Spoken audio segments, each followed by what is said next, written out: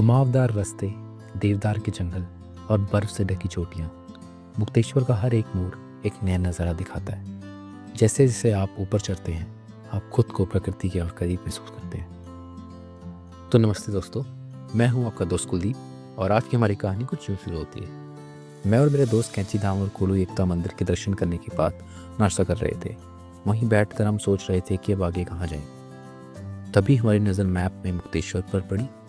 पहाड़ों से गिरा, शांति भरा और कम भीड़ वाला ये नाम सुनते ही हमने तय कर लिया कि आज का हमारा स्टे मुक्तेश्वर नहीं होगा।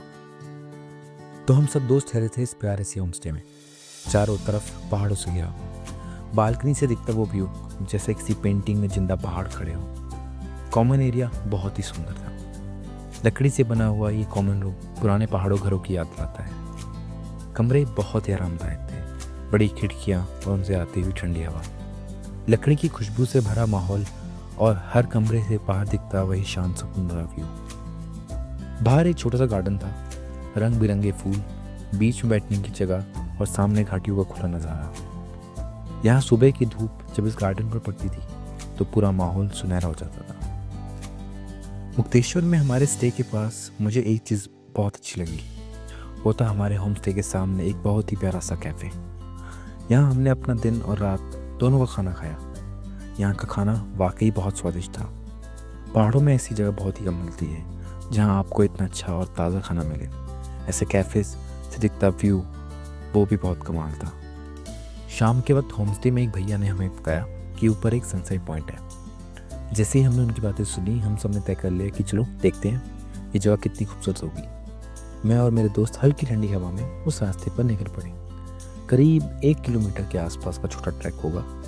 रास्तों में पत्तों की सरसराहट, दूर से आती किसी पक्षियों की आवाज़ और बस पहाड़ों की खामोशी। जब तक हम वहाँ पहुँचे, सूरज धीरे धीरे पहाड़ों के पीछे छुप चुका था, लेकिन सनसेट के बाद का वो आसमान वो किसी जादू से कम नहीं था। वहीं सामने एक पहाड़ की चोटी पर एक घर था जो काफ़ी पुराने पहाड़ी आर्किटेक्चर में बना हुआ था।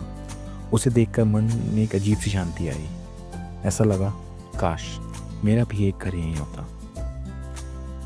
तो शाम को सनसेट पॉइंट देखने के बाद हम सभी दोस्त जब वापस आए तो काफ़ी थक चुके थे, क्योंकि काफ़ी टाइम से हम ट्रैवल कर रहे थे पिछले 2 दिन से और घूम ही रहे थे।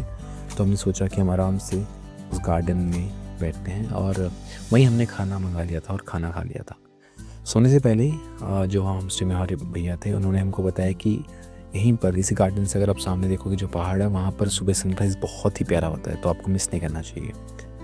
वैसे भी अभी शाम को हम सनसेट तो मिस कर चुके थे, तो ये ठान लिया कि सुबह का सनराइज़ तो मिस नहीं करेंगे। बस सुबह का नाम लगाया और हम सो गए।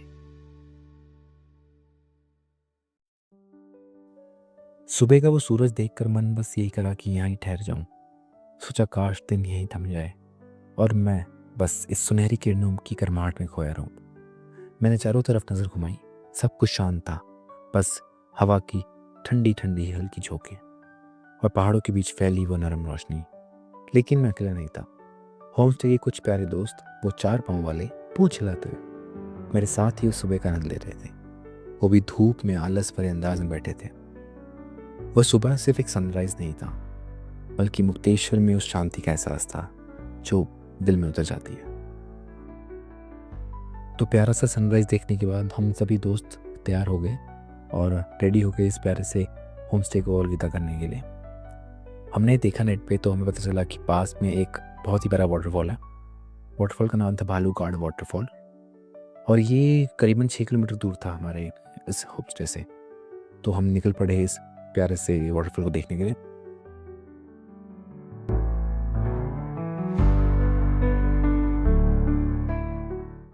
क्योंकि हम सोमवार को वहाँ पहुँचे थे, इसलिए वहाँ भीड़ कुछ खास नहीं थी, बस हम, नेचर और उस सुकून भरी आवाज़ जो पानी गिरने से आती है। थोड़ी देर चलने के बाद जब हम वाटरफॉल पहुँचे तो वहाँ मैंने देखा बहुत ही प्यारा रेनबो। तो मैंने कभी भी रेनबो किसी वाटरफॉल के पास नहीं देखा था, तो वो व्यू बहुत ही सुंदर था। मानो यहाँ आने का जो मेरा मकसद था वो पूरा हो गया।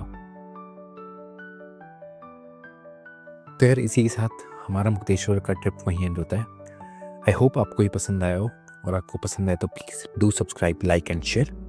और मैं आगे ऐसे ही जो जगह कवर करता रहूँगा उनकी ऐसी वीडियो आपके सामने लाता रहूँगा। Thank you.